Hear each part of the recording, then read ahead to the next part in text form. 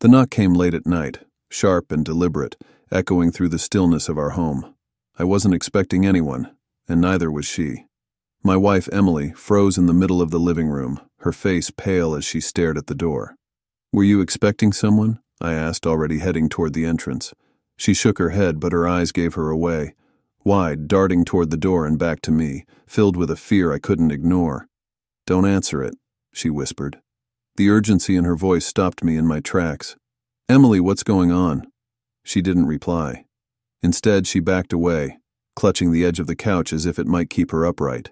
The knock came again, louder this time, and the hairs on the back of my neck stood on end. I turned back toward the door, my hand hovering over the handle. "Don't," she said again, this time more forcefully. "Who is it?" I demanded, my voice louder than I intended. A moment of silence passed before a voice, calm yet laced with something sinister, replied from the other side. "Emily, it's been a long time." I turned to her, expecting confusion or anger. But what I saw was worse. Recognition. Whoever was on the other side of that door wasn't a stranger to her. For years, I thought I knew everything about Emily. We met in college, fell in love fast, and built a life together that felt solid and real. She was kind, thoughtful, and always had this way of making everyone around her feel at ease. But looking at her now, her face pale, her body rigid with fear, I realized there were pieces of her life she had never let me see. "Who is it, Emily?" I asked, keeping my voice low, trying not to escalate her panic. "I don't know," she said, but the tremble in her voice betrayed her. I turned back to the door, my frustration mounting. "What the hell is going on?" "Please," she said, grabbing my arm. Her grip was tighter than I expected. "Don't open it."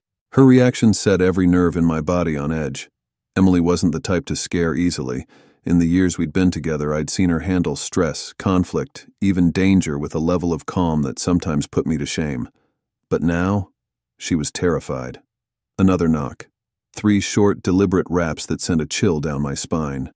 "I'm not going to stand here and let someone terrorize us in our own home," I said, shaking her hand off my arm. She stepped back, her expression a mix of desperation and resignation. "If you open that door, everything will change," she said, her voice barely above a whisper. Her words froze me. I wanted to believe this was just some misunderstanding, but the way she said it, like she already knew what was waiting for us on the other side, made my stomach drop. Still, I couldn't ignore it. I turned back to the door and pulled it open. A man stood there, tall and lean, dressed in a dark coat with a sharp collar. His eyes landed on me first, cool, calculating, but then they shifted to Emily, and his lips curled into a smile that made my blood run cold. "Emily," he said, his tone smooth but menacing. "You've been hard to find." I stepped in front of her instinctively. "Who the hell are you?" He tilted his head, almost amused by my defiance. "I'm someone who knows your wife better than you ever will." Behind me, Emily let out a shaky breath. "Liam," she whispered. The name hit me like a slap. She knew him. "Liam?"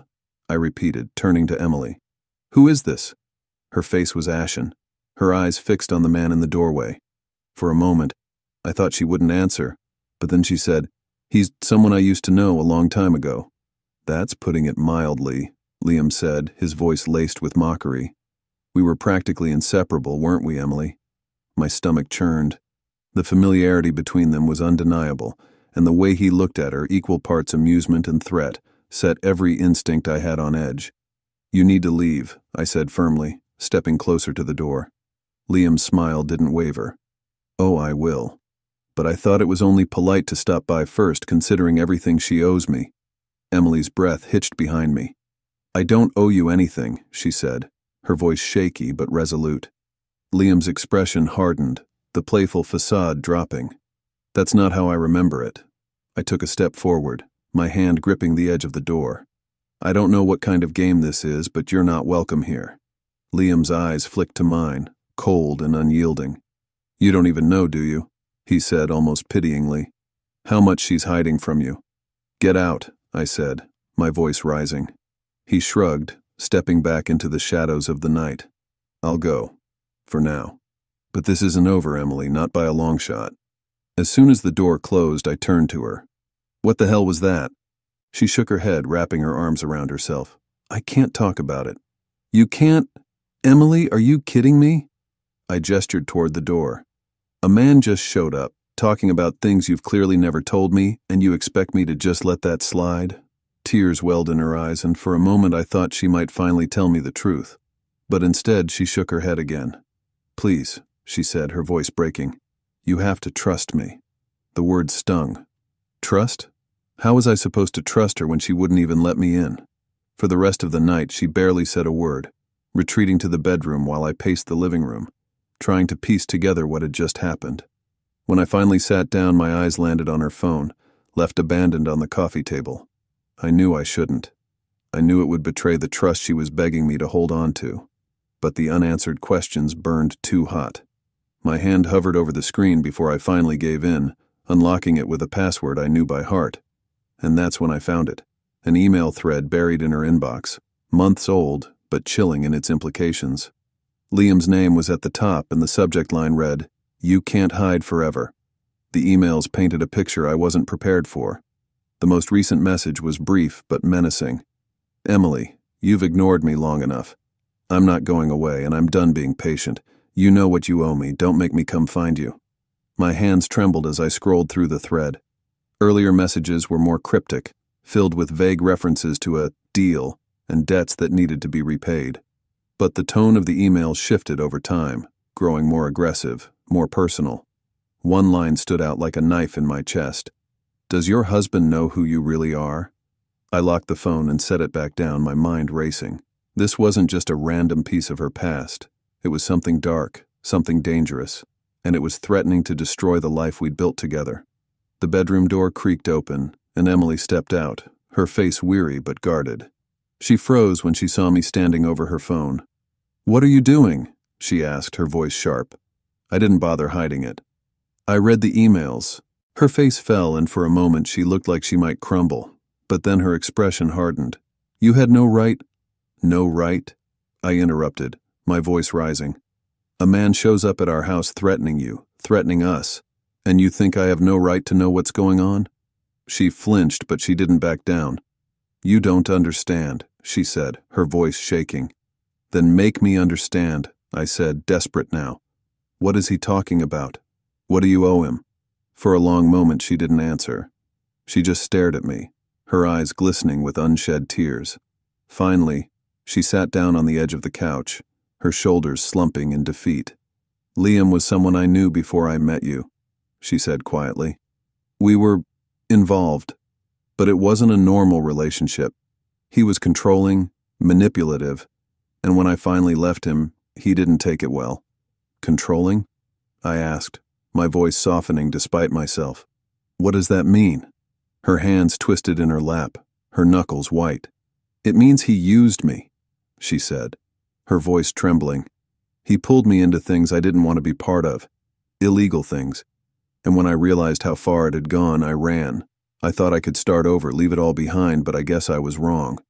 The weight of her confession hit me like a punch to the gut. I wanted to comfort her, to tell her we could handle this together, but the words wouldn't come. All I could think about was the man at our door and the danger she'd brought into our lives. Why didn't you tell me? I asked finally, my voice breaking. Because I was ashamed, she said, tears streaming down her face. Because I didn't want you to see me the way I see myself. The vulnerability in her voice cut through my anger, leaving only a deep, aching sadness. I sat down beside her, my hands gripping hers. Emily, I said softly, whatever this is, we'll deal with it. But I need to know everything. No more secrets. She nodded, her tears falling silently. I'll tell you everything, she whispered. But I don't think you're ready for the truth. That night, Emily told me everything. Her voice trembled as she recounted her time with Liam, painting a picture of a relationship that was far darker than I'd imagined. At first, he had seemed charming, the kind of man who could convince anyone to follow him anywhere. But beneath his charisma was something far more sinister. He wasn't just controlling, she said, her voice barely above a whisper. He was dangerous. He got involved with people who weren't afraid to hurt others to get what they wanted, and he dragged me into it, laundering money, delivering packages I wasn't allowed to open. I didn't even realize what I was part of until it was too late. "Why didn't you go to the police?" I asked, struggling to keep my voice calm.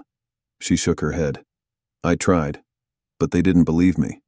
Liam had a way of making everything look legitimate, and I didn't have proof. The only thing I could do was leave and hope he wouldn't come after me. But he did," I said, the anger in my voice sharper than I intended. She nodded, her eyes filled with regret. "For years I stayed off the grid, moved around, kept my head down. Then I met you, and for the first time I felt like I could have a real life. But I knew it was only a matter of time before he found me." My chest tightened as the weight of her words sank in. The life we'd built, the love we shared, it had all been shadowed by a secret she'd been too afraid to reveal. "What does he want now?" I asked, my voice steady but cold. "Money," she said, wiping at her tears. "He lost everything in a deal gone bad, and he thinks I owe him for leaving when I did. He says I ruined him. And if you don't give it to him..." Her silence was answer enough. The next morning, I woke up determined to protect her, no matter what it took. I spent hours researching Liam's name, digging through news articles and social media accounts, looking for anything that might help us fight back. What I found was worse than I'd feared. Liam wasn't just a petty criminal. He was connected to a larger network of illegal activity, a web of people who operated in the shadows. If he wanted to, he could ruin us with a single move. By the time Emily woke up and joined me at the table, my frustration had boiled over. "We can't just wait for him to strike," I said, slamming my laptop shut. "We need to act." Her eyes widened and she shook her head. "What are you talking about?" "I'm talking about confronting him," I said, "finding out what he really wants and making it clear that he's not going to control your life, or ours anymore." "That's insane," she said, her voice rising. "You don't know what he's capable of." "I don't care," I said, my voice firm. "I'm not going to let him destroy us." For a moment she stared at me, torn between fear and something that looked like hope. Finally, she nodded. "Okay, but if we're going to do this, we need to be careful." As we began to plan, I couldn't shake the feeling that we were stepping into something far more dangerous than either of us realized. But for her, I was willing to risk everything. The plan was simple, but simplicity didn't make it any less terrifying. We arranged to meet Liam at a public park, neutral ground, crowded enough to discourage anything reckless. Emily insisted on coming, despite my protests. "This is my fight too," she said, her voice steady in a way that made me both proud and afraid. We arrived early, the tension between us almost suffocating. Emily's eyes scanned the area, her shoulders tense, while I kept one hand in my pocket, gripping the burner phone we'd set up in case we needed to call for help. When Liam appeared, it was as if the temperature dropped. He walked toward us with the same smug confidence I'd seen on our doorstep, his dark coat flaring slightly in the wind. But this time there was something else in his expression, a simmering anger that put me on edge. "Emily," he said, his voice smooth as silk, "you came, and you brought your knight in shining armor." "Enough, Liam," Emily said, stepping forward. "Tell me what you want." He tilted his head, feigning surprise. "What I want. I thought I made that perfectly clear. You owe me, and I've waited long enough for you to make good on your debt." "I don't owe you anything," she said, her voice sharp. "You used me, manipulated me, and left me to clean up your mess. You're lucky I didn't go to the police." His smile faltered, his eyes narrowing. "Careful, Emily. You're not as untouchable as you think. And your husband here? He's just collateral damage in all of this." My fists clenched at his words, but Emily placed a hand on my arm, stopping me. "This ends now," she said firmly. "You're not going to threaten me anymore. Whatever you think I owe you, you're not getting it." Liam's expression darkened, and for a moment I thought he might lash out. But then he chuckled, shaking his head. "You've got guts. I'll give you that," he said. "But this isn't over. You can't outrun me forever." He turned to leave, but before he could take a step, I spoke up. "We're not running," I said, my voice steady despite the adrenaline coursing through me. Liam froze, glancing back at me with a mix of curiosity and irritation. "You think you're untouchable," I continued, "but you're not. I've seen what you've been up to, your deals, your connections. It's all one bad headline away from crumbling. So here's the deal. You leave us alone, or I make sure the people you're working with know just how reckless you've become." Emily's eyes darted to me. surprise flickering across her face. I hadn't told her about the information I'd uncovered in my hours of digging, but now wasn't the time to explain. Liam's jaw tightened, and for a moment I thought he might call my bluff, but then he smiled, a cold, dangerous smile. "You're smarter than you look," he said. "Fine, you win this round, but don't think for a second that this is over." With that, he walked away, his silhouette disappearing into the crowd. Emily let out a shaky breath, her hand clutching mine. "What did you do?" she asked, her voice trembling. "I protected us," I said simply. But as I held her close, I couldn't shake the feeling that this was only the beginning of a much bigger fight. The days following our confrontation with Liam were eerily quiet, too quiet. Emily and I tried to settle back into our routine, but the threat of his return lingered over us like a storm cloud. Every unexpected noise, every unfamiliar face in the neighborhood, felt like a warning. I knew Emily was trying to stay strong, but the strain was showing. She jumped at small sounds, double-checked the locks on the doors, and barely slept. Watching her unravel made my own frustration and helplessness boil beneath the surface. One evening, as we sat on the couch in tense silence, she broke down. "I can't live like this," she said, her voice cracking. I turned to her, taking her hands in mine. "We don't have to. We'll figure this out. Together." She shook her head, tears streaming down her face. "What if he comes back? What if he hurts you, or worse?" I held her tightly, whispering reassurances I wasn't sure I believed. But deep down, I knew she was right. Liam wasn't the kind of person to back down easily. If we wanted to move forward, we needed a way to end this for good. That night I made a decision.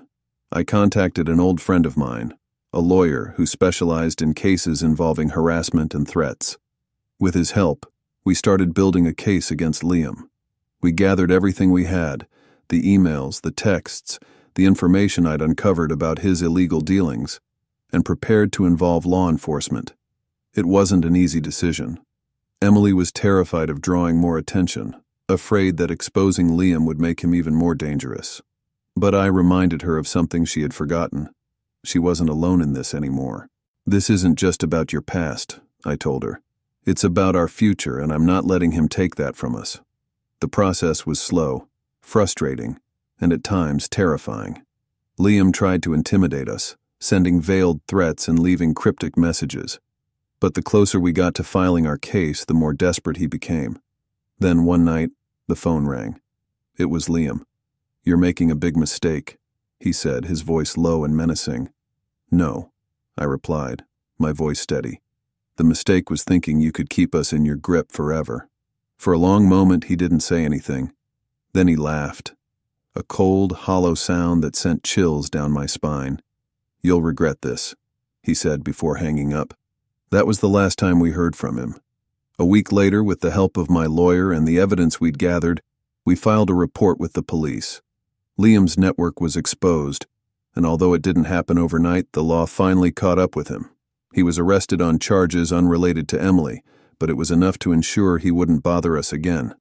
The relief was palpable, but the scars of what we'd been through didn't fade easily. Emily struggled with guilt and shame, and I grappled with the lingering anger of how close we had come to losing everything. But we didn't lose. In the months that followed, we worked to rebuild what had been shaken. For Emily, that meant opening up more about her past, sharing pieces of herself she had once been too afraid to reveal. For me, it meant learning how to let go of my anger and focus on the love that had brought us together in the first place. One evening, as we sat on the rooftop of our apartment building, watching the sun dip below the horizon, Emily turned to me. "I'm sorry," she said, her voice barely audible. "For what?" I asked. "For not trusting you enough to tell you everything," she said. "You didn't deserve to carry all of this." I took her hand, squeezing it gently. "You're right. I didn't deserve it. But you didn't deserve to carry it alone either. And we're here now, together." She smiled, her eyes shimmering with gratitude. "Thank you. For fighting for me. For us. Always," I said, pulling her close. The past hadn't destroyed us. It had tested us, broken us in places, but it had also made us stronger. And as we sat there, bathed in the fading light of the day, I knew we would be okay. What would you do if someone's past came back to threaten your future? Could love survive the weight of such dark secrets? If you found this story gripping, like and share it with others who enjoy tales of resilience, love, and redemption. Don't forget to subscribe for more stories that keep you on the edge of your seat and remind you of the power of trust and forgiveness.